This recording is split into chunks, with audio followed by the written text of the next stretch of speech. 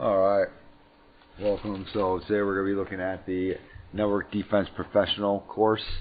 Just got the email that I passed it, so I want to take a quick look at this, show you guys what it's all about. It's a pretty good course. So first things first, you do have to take a written portion of the exam. It's around like 45 questions or something like that. Yep. Correct answers, I got 42 of them correct, so at 93.3. I don't know what you need to get to pass that portion. No idea. The questions were more along the lines of like easier Net Plus style questions, like the easier stuff with it, for Net Plus and everything. Let me fix that camera. Wife was messing my desk. Can't say anything, she cleaned it all out. But yeah, they're like easier style Net Plus kind of questions, so nothing really too hardcore there. From there, you then get into a network and have to kind of re-secure this network. They give you a little idea of what to do, quite a few different things that they want to see done, and then anything along the way that you see. This is the portions of it, the different portions. So let's go ahead and look at it. So, like I said, it's Network Defense Professional. It is in the cybersecurity area. If you go all the way over to the right, after the red team stuff, you start getting the blue team stuff. All the way at the very end, you'll finally get to here. And so, the introduction to network and defense. Okay. Coming through here, a TCP study guide, attacks, Wireshark. Nothing really too crazy, okay, in here. Thank you very much. It's so annoying. Alright, then we got our network security. Okay. Firewall configuration, ACLs. That's a big one if you've never done ACLs before. Okay. Palo Alto network firewalls. Alright, teach you how to do those in here. Okay. VPNs, IPsec, SSL VPN, switch configuration. So if you only know like Cisco switches, it does teach you also HP switches. You can pretty much tab and question mark your way through it. You'll see there's not as many labs in here as what's in most of them. There's a few labs. Not as many, nearly not as many. But yeah, it's kind of a lot of it's the notes that you're doing and things like that. So nothing really too crazy in there. And then Active Directory, a lot of stuff with Active Directory. WSUS, EMET, okay, which actually isn't even a thing anymore, but you do have to learn about that, and you have to be able to accomplish that. Group policies, endpoints, printers, Nessus, Qualsys, vulnerability remediation, okay, labs. It's more or less just looking at Nessus and seeing what's vulnerable, and then updating that stuff that it says that's vulnerable. So all in all, I felt like that section, the last section we just looked at, the endpoint security, this is where I learned the most at, with like the GPOs and WSUS and Active Directory and everything. That's where I learned the most, and I think that's where a lot of people are going to learn the most, and where they really want you to focus your attention. I feel like that's the most important information within the exam, is like right there.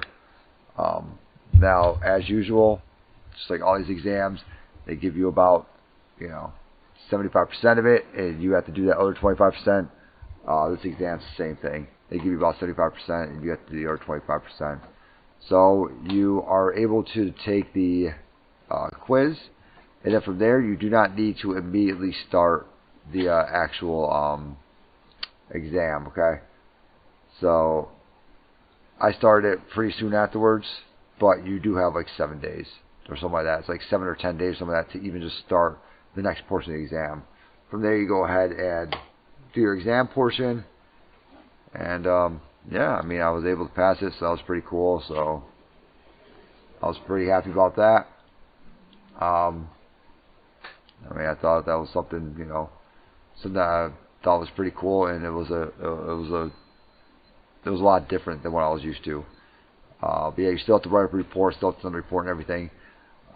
There are more guidelines than like the hacking exams, where it's like, hey, like you have this network, get through it and figure out what's going on. There are more guidelines to it than just that, because I mean, it is an entire network, and they're asking you to kind of secure this network. So there are more guidelines on like, hey, make sure this guy can't get back in, or look at these passwords, or look at this group policy. But it doesn't straight up just say like, hey, this group policy's messed up, you have to do something with this. It doesn't say anything like that. And as you're doing it, you will see other stuff along the way, like It'll be like, what services are there, and then you have to kind of try to figure out, okay, cool, what services are there, all this other stuff. I did feel like one of the hardest portions of it was actually the very first, like just to get into it. I feel like that was one of the hardest things for it. Also, for this whole exam, I just utilized my Windows machine. Alright, so I can go ahead and minimize this guy. If you have it, actually I don't know if it's even sitting over here anymore. Yep, you can do OpenVPN on a Windows machine, and all you do is you just download the OpenVPN file. It's just a text file. Double right click on it, go to OpenVPN GUI, or open with OpenVPN. It will go ahead and do that. So let me see if I actually have any here. Either reports, game launchers, network defense professional. I don't know if I actually have any of the old things there, which doesn't really look like I do. I also utilized Cherry Tree for Windows and did it like that, but it's not looking like I have anything in here that will actually show how to do that. But it's pretty easy. Just right click and just go through it like that, and you'll be able to connect to the VPN like that. So not hard at all. So you can just use your Windows machine. I highly suggest you just use your Windows machine. And once you're in there, you are going to remote desktop into a domain controller. You are going to remote desktop into Windows machines.